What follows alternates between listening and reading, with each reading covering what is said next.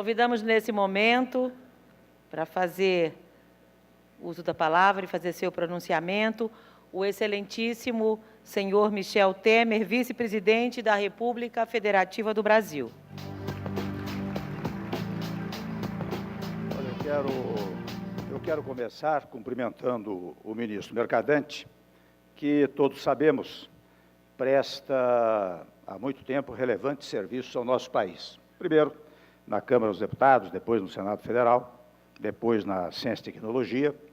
Aliás, acho que a palavra inovação cresceu muito com as inovações que o Mercadante fez lá naquele ministério. E agora vai para a educação, produzindo um trabalho também excepcional e por todos conhecido. Aliás, o Mercadante é capaz não apenas de exercitar uma tarefa, digamos, relatora dos feitos da educação, mas dos feitos do país. O relato que ele fez aqui revela bem o que é o Brasil de hoje, não é? O Brasil próspero, o Brasil reconhecido em todo o mundo como um país que prosperará ainda mais. E é nesse contexto que eu também cumprimento o Luiz Barreto, que também tem uma vida pública extraordinária, passando por vários setores, mais recentemente pelo turismo, onde fez um belíssimo trabalho, e agora aqui no SEBRAE, onde realiza aquilo que todos esperam, especialmente neste momento, e quero focar a minha fala exatamente neste instante, né?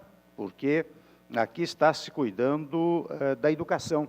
E a mim, enquanto ouvia os eminentes oradores, né, eu aqui pensava comigo, interessante, um aspecto sociológico no Brasil, que é bom lembrar.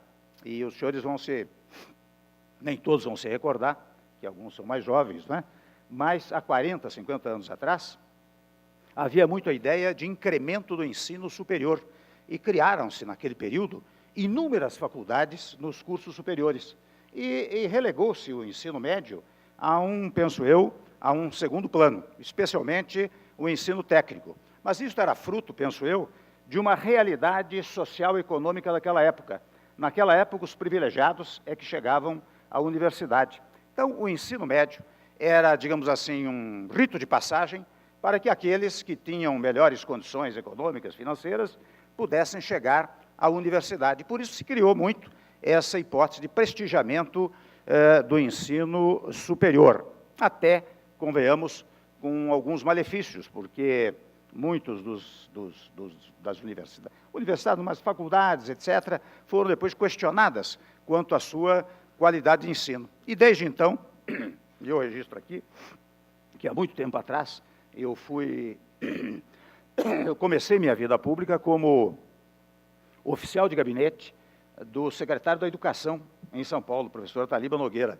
E eu me lembro que o ensino técnico naquela época era quase, por assim dizer, uma espécie de perfumaria jurídica, assim como o ensino agrícola, não é? Pensava-se muito no ensino médio regular e, volto a dizer, no ensino superior.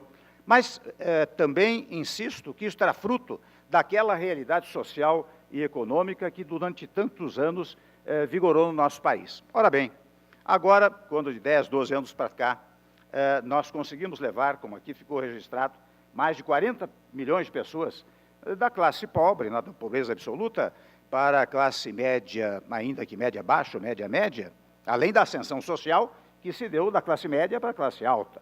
Mas como nós levamos, o país conseguiu levar, o governo conseguiu levar pessoas para a classe média, mudou o panorama econômico e social no país. E daí começou a haver a necessidade de uma outra equação de natureza educacional. Não mais a criação e incentivo de universidades de curso superior, mas o incentivo do ensino médio e, no particular, do ensino técnico. Porque as pessoas, quando ascendem para uma outra classe, elas passam a exigir uma nova política pública. A política pública há de acompanhar esses fatores sociais e econômicos. E exatamente em face desta nova realidade econômico-social do Brasil, é que eu verifico um grande incentivo ao ensino médio. Aqueles que entram no ensino técnico pelas mais variadas fórmulas, né, eles ou ficam nisto e se aprimoram cada vez mais, e ao depois podem até ir para os cursos superiores, não é sem razão, faço aqui um parênteses, que o governo lança o Ciências Sem Fronteiras para levar mais de 100 mil estudantes dos mais variados cursos, e graduados, pós-graduados, etc., para o exterior, dando, portanto, acolhida àqueles que, num dado momento, passaram muito adequadamente pelo ensino técnico. E aí, Luiz Barreto, é que entra a oportunidade do seu trabalho aqui no SEBRAE, porque quando o SEBRAE se conecta, se conjuga com o Ministério da Educação para cuidar do empreendedorismo, eu vejo que o SEBRAE, que sempre esteve no caminho correto, cada vez mais caminha por esta trilha extraordinária, obediente ao desenvolvimento do nosso país. E registro ainda mais um fato que me ocorre.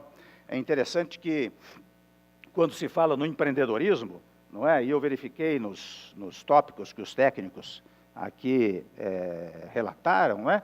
Que ou o sujeito vai empreender por conta própria, o seu próprio negócio, significa iniciativa privada, não é? Ou seja, dar início a uma atividade privada, ou ainda que trabalhador possa empreender como trabalhador. Portanto, é a tese de prestigiamento da iniciativa privada.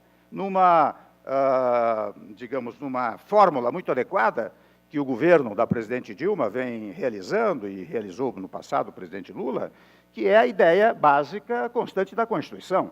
Nós aqui prestigiamos, no texto constitucional, a iniciativa privada, prestigiamos a propriedade, subordinando-a ao bem-estar social, mas a ideia desta amálgama da atividade pública com a atividade privada. Não é sem razão que, neste evento, foram relacionados inúmeras entidades privadas que estão participando deste acontecimento, deste fato, desta solenidade muito produtiva para o nosso país, não é? Então, nós temos também este outro ponto que eu quero ressaltar, que o empreendedorismo está muito ligado à ideia, como aqui foi dito, da construção das suas aspirações próprias. Não há mais a ideia de que o sujeito não pode aspirar a nada, ao contrário.